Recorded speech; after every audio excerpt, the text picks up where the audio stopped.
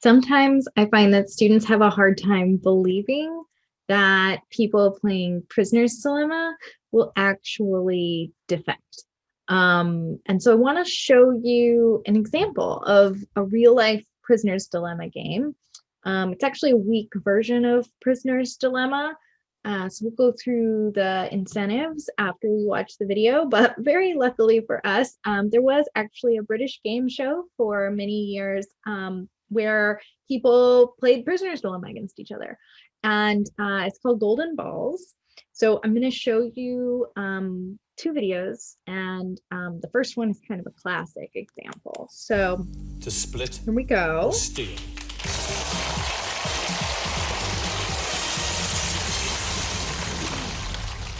Lucy, Tony, you've been through a great deal to get here.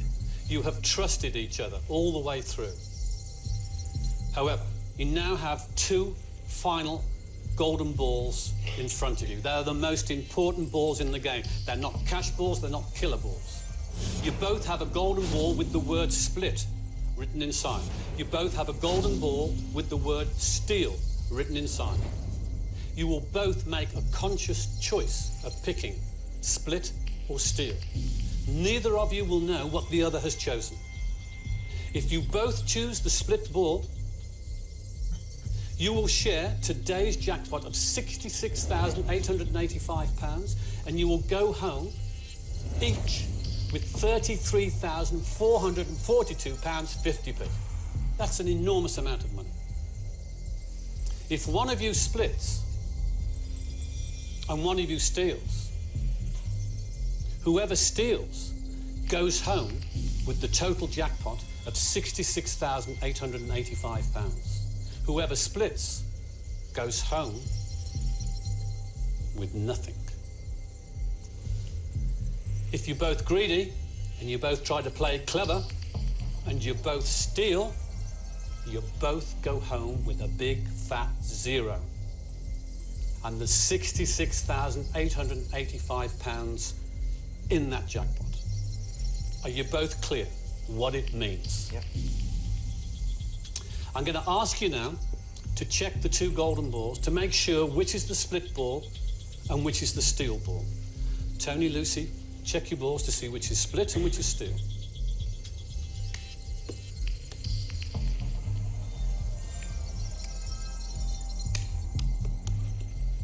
Before I ask you to choose, I'm going to give you a little bit of time to talk to each other about what's happened today and how you feel.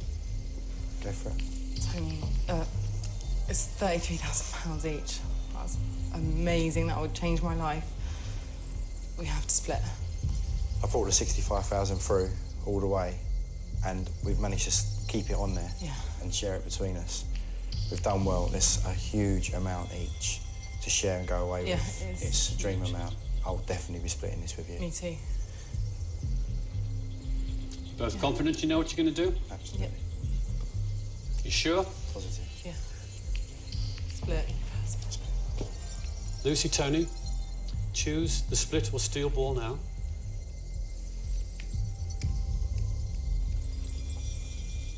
You ready? Split or steal?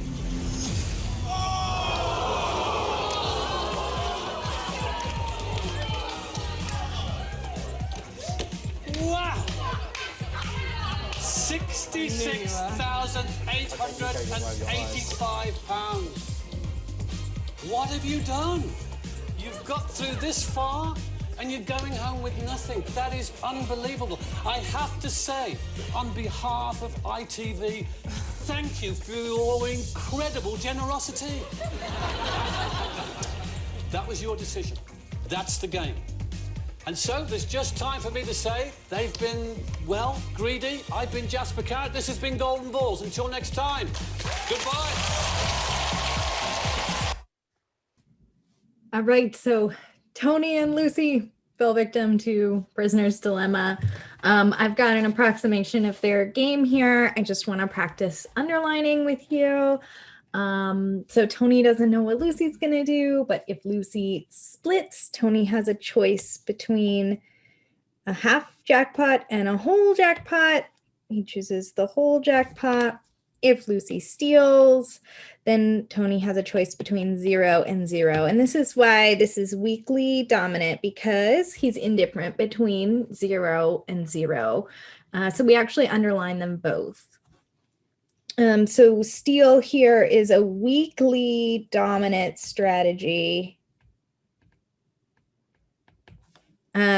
for Tony. You can see we say it's weakly dominant because although it's not strictly better always than the other option, it's never worse than the other option.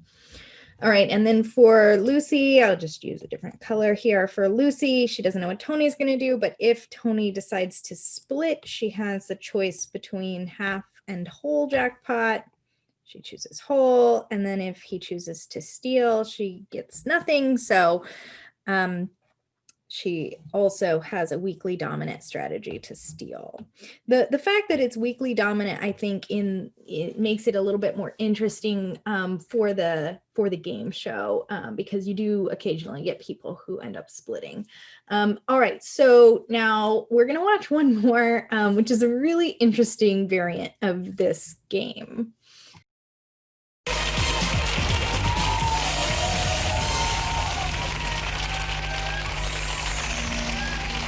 Welcome back to Golden Balls. After a run of big cash balls, Ibrahim and Nick now have £13,600 in front of them. We know they've got it, but the golden question is, can they keep it? Ibrahim and Nick, you now face a very straightforward choice, but it's a choice that could make one or both of you extra wealthy, but it could also lose both of you everything that you have fought for today. They have to decide to split or steal.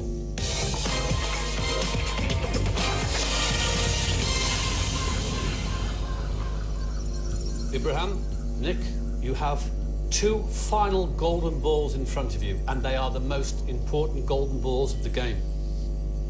You each have a golden ball with the word split written inside. You both have a ball with the word steal written inside. You will know which is split and which is steal because you're going to have a look.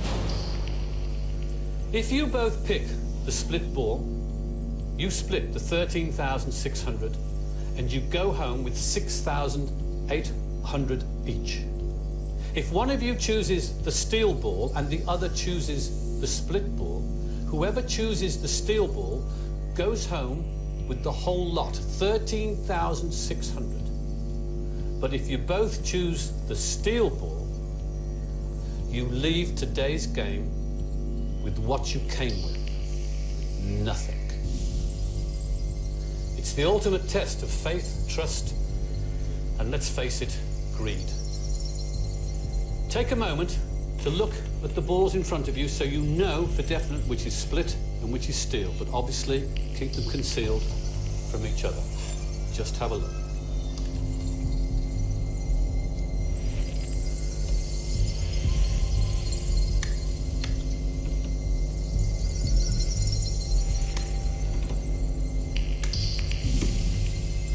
Okay.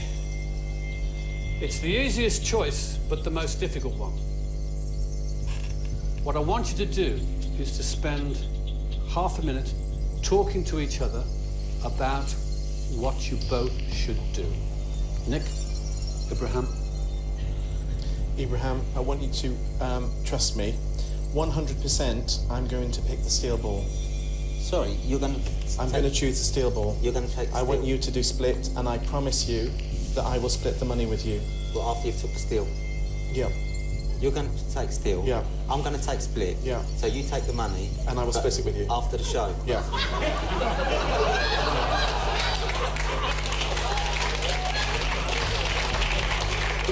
Ibrahim, I promise you I'll do that. If you do steal, we both walk away with nothing. I'm telling you 100% No, I'm going to do it. I appreciate that.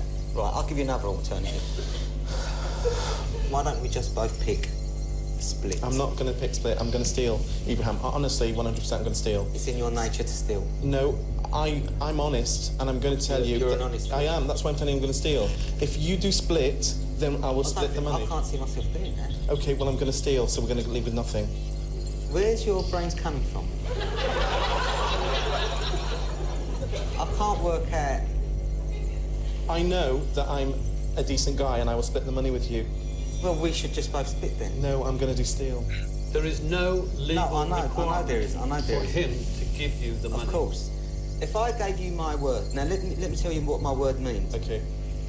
My father once said to me, a man who doesn't keep his word is not a man. He's not worth nothing. Not worth a dollar. I agree. So Ibrahim, I'm going to steal. So you've got the choice. You either steal, and we both walk away with nothing, because you know I've told you my intention, and I've told you that I will split the money with you, Ibrahim. if I gave you my word that I was going to split, I would split. And you're going to take steal. So The only way you can guarantee to walk away with 6,800 Is by to sharing. guarantee that you both put the split ball in. And I do now have to push you for a decision. It's a tough one. we've lost it. We've lost everything. Okay. Class then. We're walking away with no money because you're an idiot. No, that's not You're an true. idiot. You're an idiot. That's what you are. You're an idiot. You're an idiot. That's what you are. This can go on all night, and these people have got to get up for breakfast. Nick, choose split or steal. Ibrahim, choose split or steal. Now, please. Choose a ball. Right, I'll tell you what, I'm going to go with you. Okay. I'm going to go with I you. promise you I will split it. You cannot change your balls now. Split or steal? Yes! Congratulations, you have both split and each received £6,800. Why did you put me through that? Why did you do it to me? You're the worst person I've ever met. That was a good one, wasn't it? Well, it's charity all the way, I know, and a market trader you can really trust. Congratulations to you both. I've been Jasper Carrot. This has been a remarkable game. They've been lovely. This has been Golden Balls. Until next time, goodbye. Now I won the money. I feel drained. I feel drained. That was the hardest money I've ever had to work for. I feel great. He obviously hasn't worked in the charity sector to try and get money. I'm going to buy an oven, and I think me and my friend are going to Australia. With the money I've won, I think I'll respray my yacht.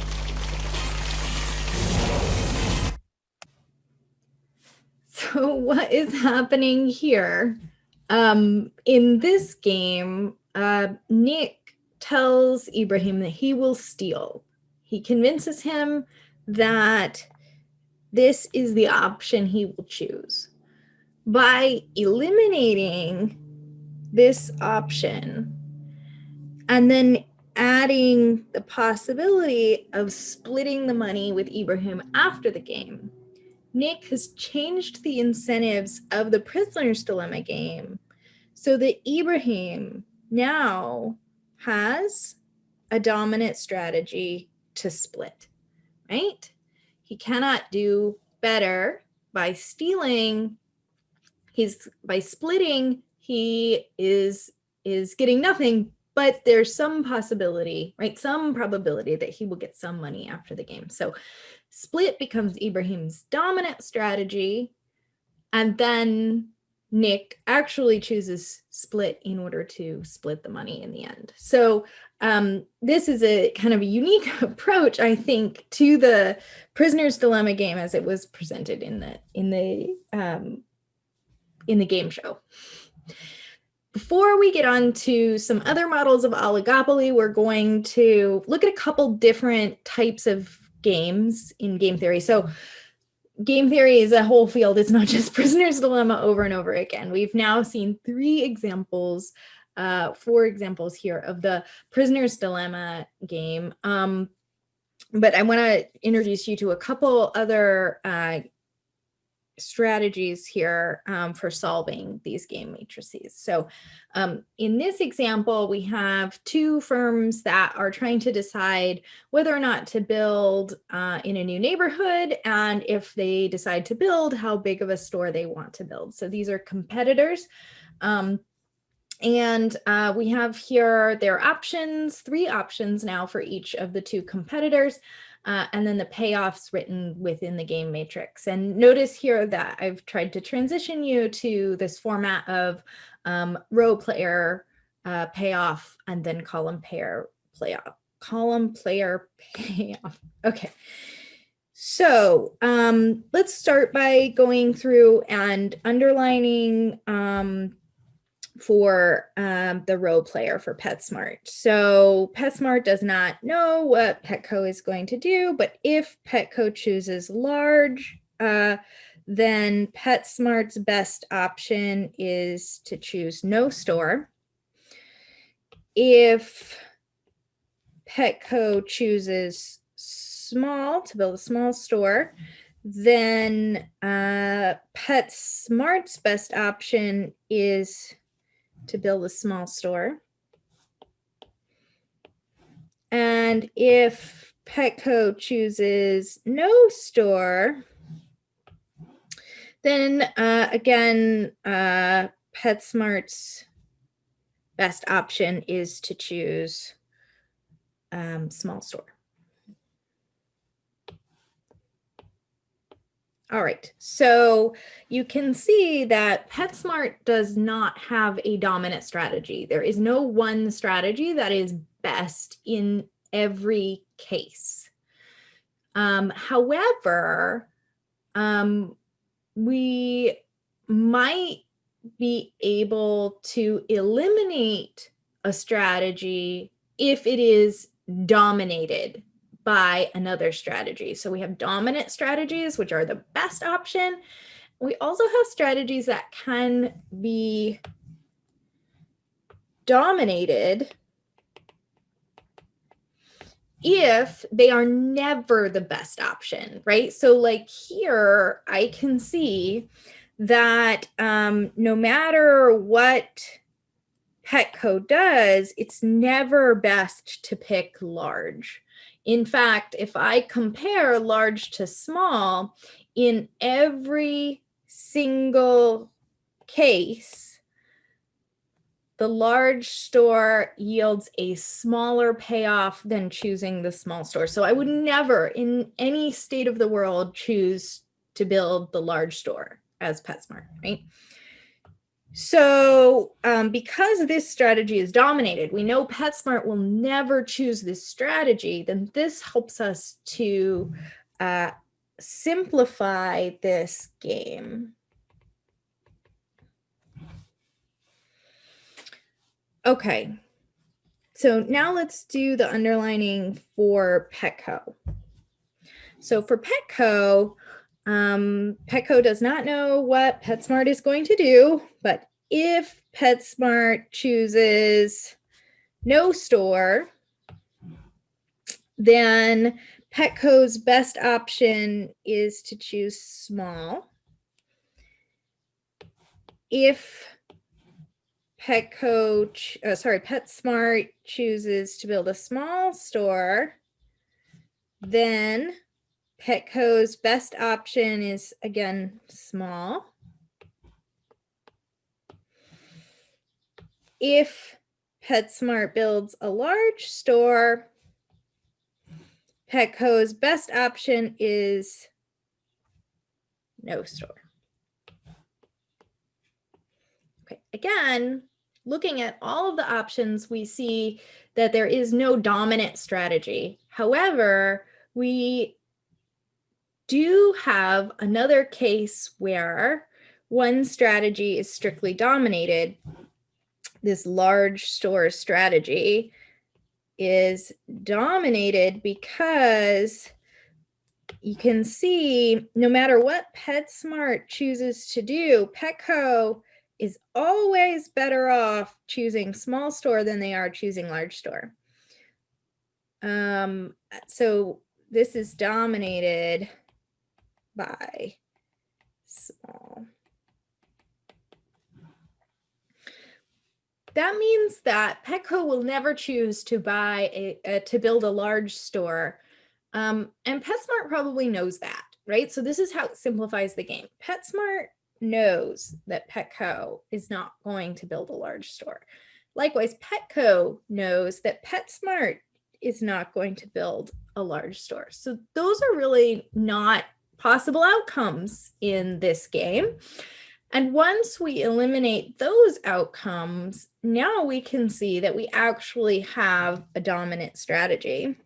So once large is eliminated,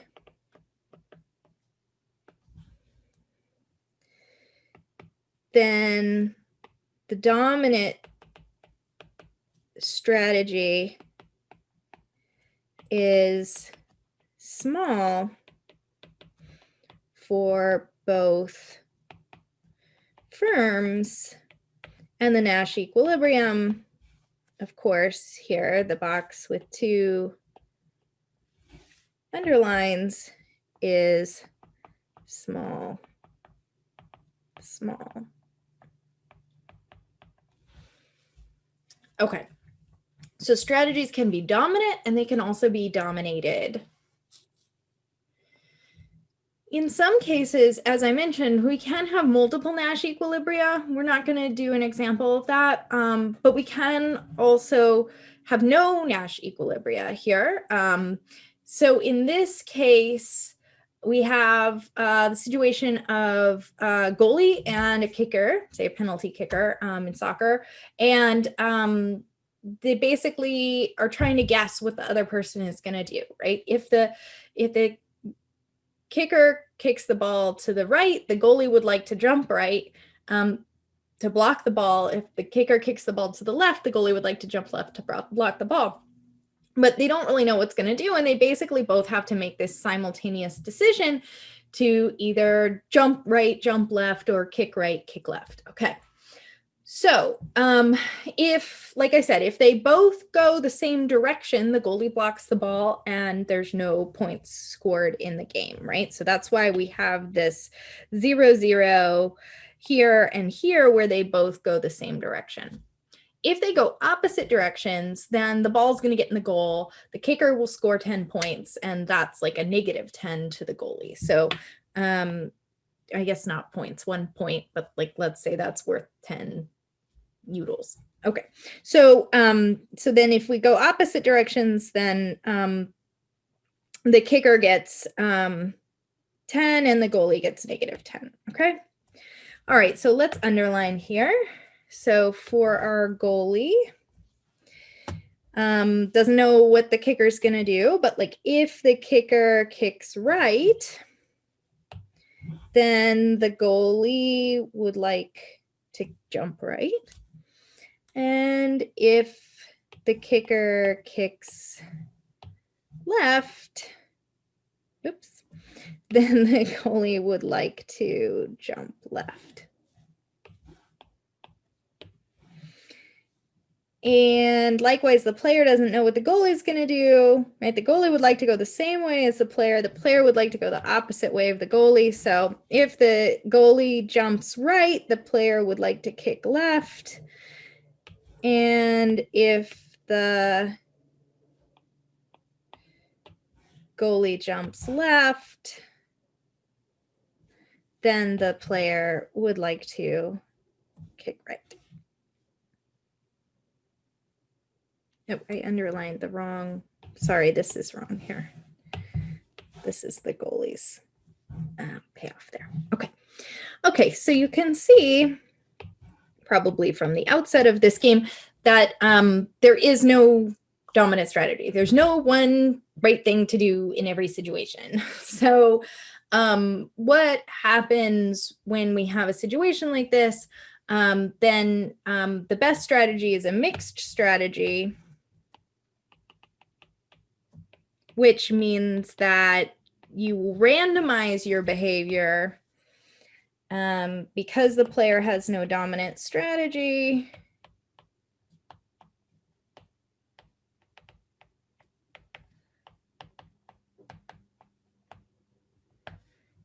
the best option is to randomize.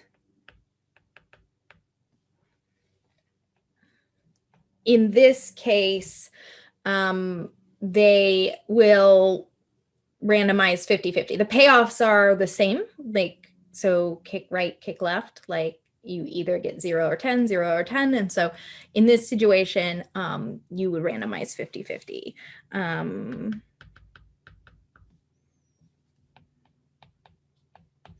I'm not going to have you like solve for probabilities in these games. That's a more advanced technique, but I just want you to be aware of the fact that this sort of a game and this sort of a strategy exist. Okay, great. So we've had our little introduction to game theory, and in the next video, we're going to get back to talking about a couple more models of oligopoly behavior.